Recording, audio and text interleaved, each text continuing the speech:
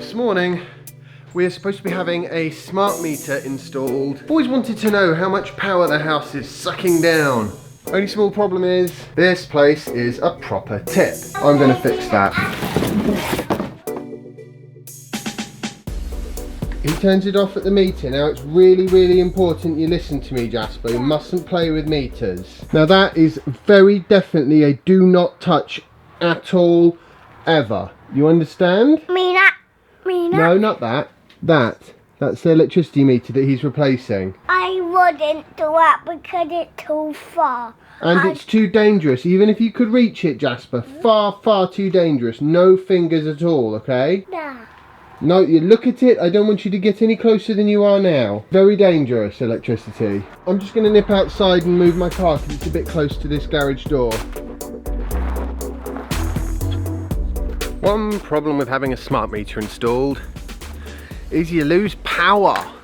How do we survive this? Little solar generators. Obviously it's not going to replace all the power that we need, but what it will do is give us enough power to run the broadband. And boil a kettle if we need. Use this one for half of the little home hubby things, and then I'll use this other one over here for the other half of them. What are you wearing, Jasper? You a bit tired? We're still waiting. They're not here yet. On the upside, the garage is looking much better. That's a bit ridiculous. I'd rather he came today, even if it's midnight, because we've been in all day and you don't want to do that again. So the engineer is not even heading in our direction yet, which is kind of annoying because we could have actually done something with the day. And it's lovely weather as well.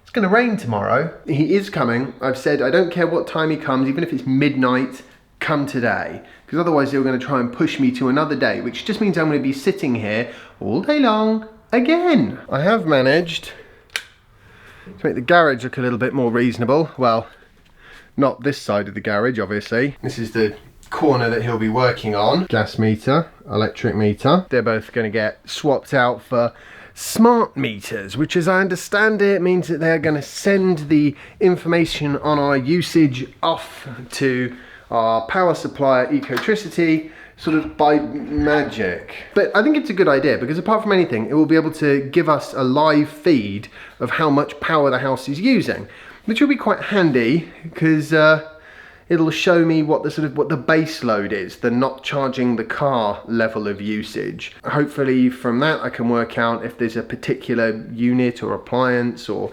whatever that uses substantially more power and fix it or sell it and replace it or whatever. So it's quite a good idea. Of course, the other reason I want him to turn up today is because, I plan to shoot this video with the smart meter installation. At least all my solar generators are fully charged, so when we get here I'm gonna give Jasper the tablet for a little while and run the broadband from the little battery bank boxes. Always handy to have just a little bit of backup power. Well, he's here finally.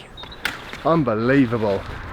Right, so now I'm going to lug my solar generators into the house to get the broadband going. Ouch. And then Jasper will have some entertainment so I don't have to, oh dear, that's all hot.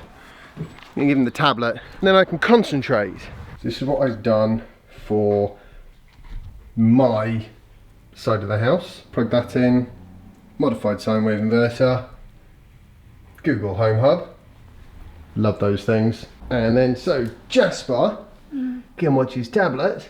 I've used the big solar generator, pure sine wave inverter, substantial quantity of lead acid batteries, and that's powering the second Google Wi-Fi point thing, and it's also running the actual BT Home Hub. Of course the irony is the power's back on now, so I've got to clear all this up now, but if there's a power cut, we'll still have the internet. Yeah, first time I've done this here as well, so it's kind of a proof of concept.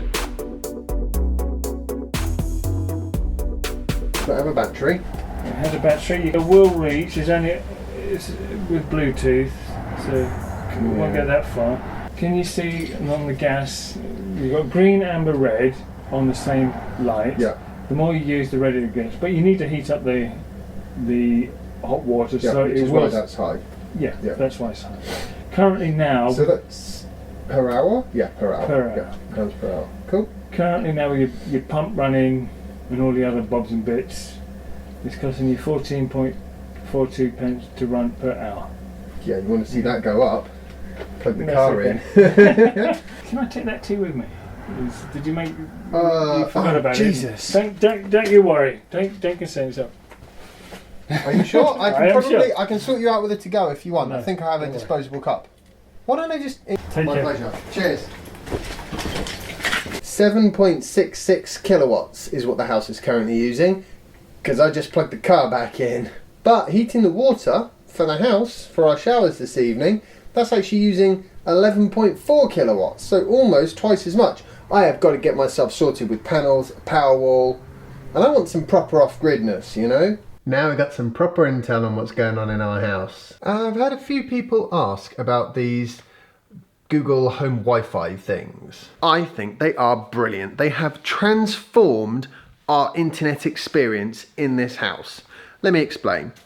Before we had that, we had a bunch of Powerline extenders and TP-Link this is and Netgear that's is, and the internet was horrifically unstable. And in particular, it was unstable for things like the Chromecast audios that we had plugged into our various stereos. When we got an Amazon Echo Dot, the same thing. It would work and then suddenly it would go, oh, whoops, sorry, I'm sorry, I cannot find the internet. And the only way to fix it would be to go and find your various extenders and the BT Home Hub and turn it off, and the BT Home Hub was equally rubbish. These things basically just couldn't seem to keep everything connected all the time. Common problem we would have is Sophie would be working on her laptop over there and then suddenly she wouldn't be able to get back on the internet. Or I wouldn't be able to get on the internet. The internet would be working because other things would be able to use it, just not our particular laptop for some reason. Again, the solution was to restart the Netgear or TP-Link or whatever it was, or the Home Hub. Now we've got these Google Home Wi-Fi points. One of them, the sort of master one, plugs in via Ethernet into the Home Hub. Nothing connects to the Home Hub via Wi-Fi. Everything goes through the Google Home Wi-Fi points, which are a mesh network. So there's just one access point and you just sort of automatically use whichever one is closest. And oh my word, it's so stable. We haven't had to turn anything off. I literally have not, in the couple of months we've had it, had to turn it off once or restart it for any sort of a reason whatsoever. I was restarting the other ones maybe 5 times a day. Now admittedly, maybe we like put it under particular pressure or something compared to normal people, but even back at the old house, it was at least once or twice a day, and now nothing, no restart.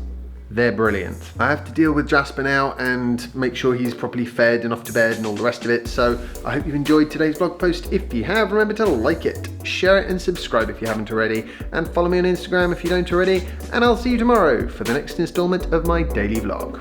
Bye.